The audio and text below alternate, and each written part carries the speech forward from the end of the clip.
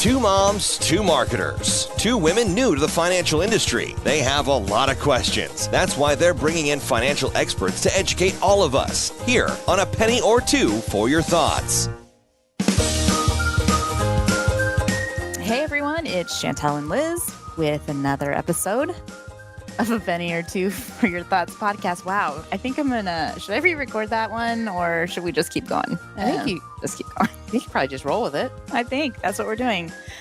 It was very giggly and happy. I liked it. Thank you. You know, listeners. Oh, yeah. I suppose we could go plural. Yeah. Because Chrissy was on. And yes, I think we have a few more. She's got a following. If you didn't listen to our last podcast, where we decided it was a good idea to have chipmunk sounds, please. Probably two podcasts ago? Yeah. Man, that was a good one. That was a good one. And so we've been sitting here getting ready for our current podcast, and we've been practicing some new words. Hoot and doody. Hoot and doody. And tubed meat. I'm not really sure how that one got brought up. But I think we were talking about poor Cam. Our poor producer. He's in his little producer room sweating because we're sitting in here. He always starts sweating when Centris is in the house. He's got the meat sweats. Yeah. And he said it's from tubed meat. Tubed meats. Too much tubed meats. I don't know where this went, listeners, but you know what? We're gonna keep rolling with it. Or do you want to re-record? No, we're good. You know, today we have a guest that has wanted to be on this podcast for some time, and she is one of our long-term listeners. She actually, I think we've called her out before because she was on elliptical. She actually gave us a review or something, didn't she? Yes, but she was on the elliptical or treadmill, I think, and was going fast or listening or laughing or something. Yeah, something. She did not get hurt. Nope. Everybody was safe in the exercise area, but she was listening and was laughing at us. So I think that was good. It's a win. I know. And now we have her here today as our subject matter experts. All right, buckle up, listeners. We've got an amazing guest today. She's been at Centris for 17 years and has worked in our strategic risk management department for 8 years. She oversees the BSA fraud and vendor management, as well as other risk areas for Centris. She's also a mom who we regularly, wow, I can talk today. We can regularly swap kiddo stories with at the lunch table. Not to mention, we actually all sit near each other. We have this area on the 4th floor at Centris, and we just kind of all sit there and laugh a lot. Mm-hmm. And then we also maybe have dance parties that require no music. So please welcome to our podcast, finally, Michelle Vybiral, AVP Strategic Risk Management. Oh, I'm so excited to be here. And I love when Liz boots scooting boogies across my office. Yep, I try to do that, especially when her door's closed and I know she's on a webinar or something. I might give her a little shimmy and then walk away. Mm-hmm. It just kind of makes your day. But she shimmies back in all fairness. Yes. Please don't fire me. As shimmy, shake. Never mind. So guess what? I'm so glad you're here. I'm excited to be here. Good. And you should be excited. It's November is International Fraud Awareness Week and National Family Caregiver Month. And so we thought we'd have one of our subject matter experts come in and talk to us about all the things, because the amazing amount of work that your team does is incredible for our members and for the community at large, just trying to protect people from all things fraud and just making sure everybody's protected, right? Yep. So we're just going to jump right in. Are you ready for this? I'm ready. Ready? Yeah, I said buckle up. So I hope everybody's seatbelts are fastened. I'm telling you what. Click. Buckle up. All right. So International Fraud Awareness Week. Let's start with that. So we've talked a lot about this, just listening to you and your team, putting information on our website about cybersecurity and different things like that. But fraud can significantly impact people's lives in a very negative way. And so tell us a little bit about what you're seeing in the community and in terms of new fraud activities and how listeners can protect themselves. Yeah. So fraud is one of those tricky things where it's ever evolving, right? And it kind of changes as times change and it never stops. But as the old saying goes, the more things change, the more things stay the same. So some of the same fact patterns and tactics that were true 5, 10, 20 years ago are kind of true today. Fraudsters are just looking for new channels and new ways to exploit people, but their end game is kind of always the same, and that is to gather information in order to exploit somebody, and to, get information about them in order to exploit that information, or, their accounts and those kind of things. So, really just being aware of what is actually occurring, and, verifying, are you clicking on the right website? Is this how my financial institution typically connects with me? Does this look right? Fraudsters have gotten really good about making illegitimate things look legitimate. Mm-hmm. Phone numbers, emails, websites. And so that is something we've seen a huge tick in terms of a shift, but always just kind of trying to impersonate in order to gather that information. Right. And even though the 12th to the 18th of November is this International Fraud Awareness Week, one thing you've always said to us is it happens anytime, anywhere, to anyone. Right. And it doesn't discriminate. No. So thank you for what you're doing and what your team's doing and helping us. Yeah, I've got a great team that makes sure that a lot of our members are educated and, they're aware of what's going on, and help push out all of the publications. So they really make me look good. So we mentioned it's National Family Caregiver Month, and I know there are a lot of listeners out there that are getting to the age where they're becoming caregivers, maybe for their parents or other family members that are getting older. And I know one of the areas that your team focuses on is that elder care fraud, specifically with the financial aspect. So can you, for our listeners, describe what is elder care fraud and how prevalent is it? Yeah, so elder abuse or fraud is like an intentional neglect by any person that causes harm, or serious risk of harm to an individual that's 65 or older. Different states have different ages in which they consider somebody to be an elder, but in Nebraska and Iowa, it's after 65 years of wisdom, you kind of get that prestigious title of elder. And so that is kind of how you define it. And there's a bunch of different types of abuse or fraud when it comes to an elder. So you could have physical abuse, neglect, emotional abuse, or financial abuse. And so we obviously focus a lot on the financial exploitation of our elder members. And it's important to note, though, that not all of these just happen in a silo. It's not like I just go in and financially exploit a vendor. Most of the time, there's a conjunction of these things happening at the same time. So if one item is there, there's usually multiple items of like neglect or abuse going on. So I know fraud doesn't necessarily have a specific victim that they, like the fraudsters are always going after. But why would you say older adults particularly are vulnerable to fraud? Yeah. So your older adult population typically has, a set income coming in. It's guaranteed every month, all of the time, whether it's be Social Security or pension or some of those other things.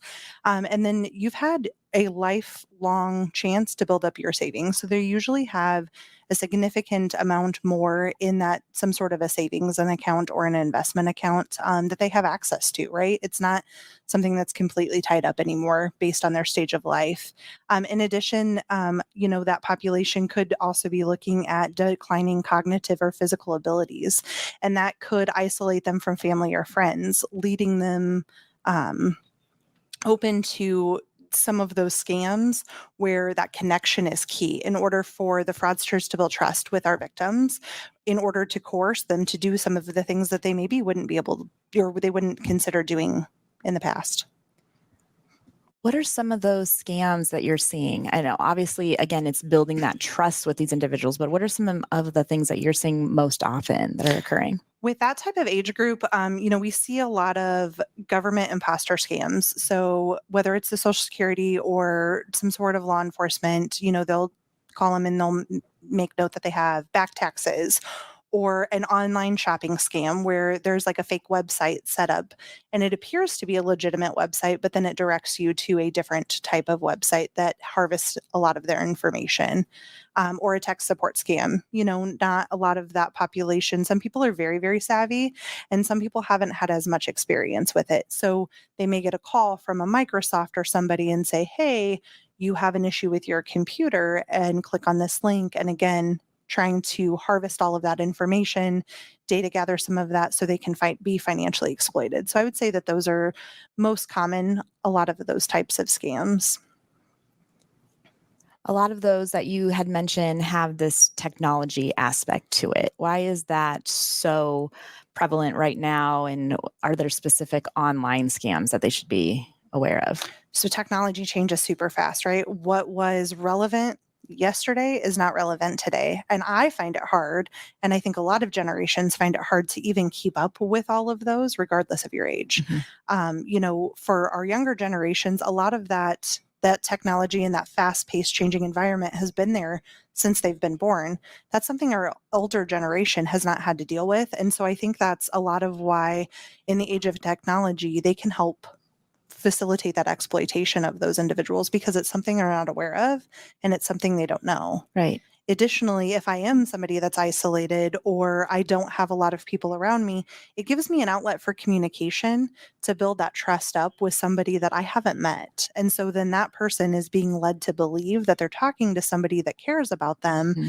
They create that relationship with them and they're wanting to establish that connection because we're all humans and we want that connection. Right.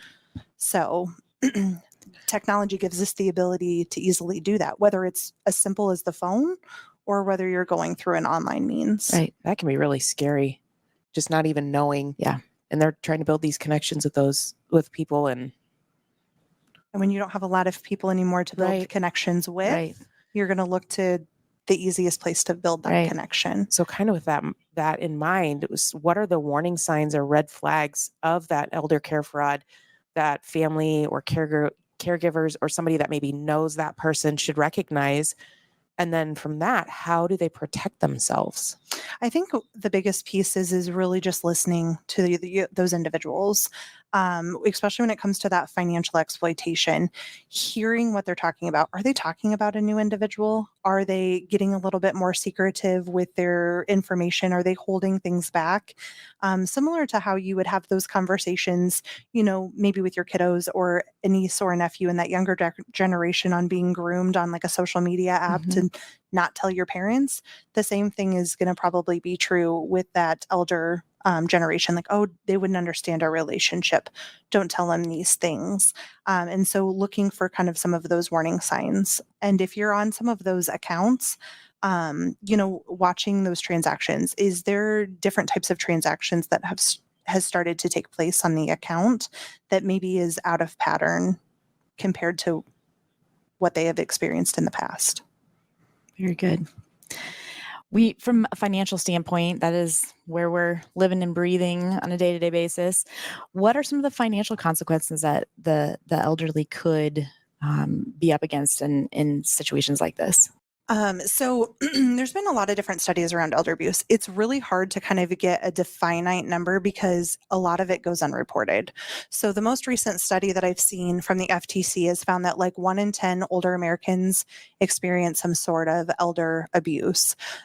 However, there's been some recent studies that about 25 to 50% of cases go unreported. So that 1 in 10 is actually probably really low compared to what's actually occurring. And the financial results of that are in the billions of dollars based on the scenario and the type of scam. Wow. It's just disturbing to think about it. Like we've been saying, it can happen to anybody, but just when you're thinking about someone who is vulnerable, not knowing even how to use a phone sometimes, that the phones itself can be confusing to anyone. And overwhelming. Yeah. And then trust, and you're clicking on things and you feel like you're just doing what you're supposed to do. And then to your point, you want to connect with people. There's a lot at risk. Right. Well, and once they've built that connection, it's really hard to break. Yeah. And so like I tell them all the time, you've worked really hard, regardless of what your life looked like or what your occupation was or whatever, you've worked really, really hard to get where you're at. and somebody is trying to take that from you, and nobody deserves those assets except for you. Right. You worked hard for those. Right.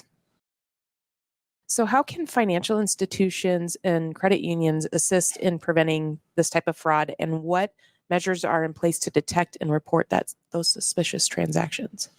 The biggest piece is education, just being aware and asking questions. I know at Centris, we do a lot of education around, looking for red flags or transactions that are appearing a little bit out of normal. And then, being okay asking some of those questions around, help me understand what this is for. And looking for other red flags of signs of somebody is on the phone and they won't get off the phone and they're asking for these larger requests, and next steps for our front line in order to escalate those transactions so we can hopefully help prevent losses for any population. I know you've said specifically your department, if you have a question, call into your financial. They can help you from fraud, from wherever you are in that type of landscape. But who should you turn to besides your financial if you suspect elder care fraud? The best place to call is going to be the Adult Protective Services, which is a division of the Department of Health and Human Services. And so their phone number is 1-800-652-1999. And when you call them, they'll ask for some generic information based on the victim that you're reporting. And the good thing to note is it's 100% confidential. They will share with law enforcement as appropriate, but they're never going to be able to necessarily trace it back to you. So even if you're not 100% sure, it potentially could warrant a call. That way they can verify that claim and help determine any next steps. That's really good information. We'll make sure we include that phone number in the description of this podcast. So don't feel like you have to rewind and fumble for pen and paper, listeners. Unless we got you really want to rewind. Unless you want to keep rewinding and you're listening. Keep listening. Yes. So in addition to having a resource that they can call, are there other ones that are available online or education that's available that can help those victims maybe recover their losses, or just simply educating themselves in hopes that maybe something like this doesn't happen to them or even to a family member? So if you're a caregiver. Education is really the biggest way to avoid losses. And so I know AARP and the Better Business Bureau have put on different educational seminars and things in the past. They also have other blogs and resources that you can read. Centris also has an elderly financial abuse blog that's on our cybersecurity center. And the CFPB has consumer education that's available as well regarding elder abuse and dependent care. And so you can find resources there as a caregiver or as somebody that is concerned about an elderly family member or elderly member that you're connected to. Great. All information we'll provide. Yep. It's great. I love it. All right. So we've come to the end. I know your time on the show was too short. Way too short. But we're going to end it with our staple question. So we ask, what's your penny? We don't ask that. We ask it this way.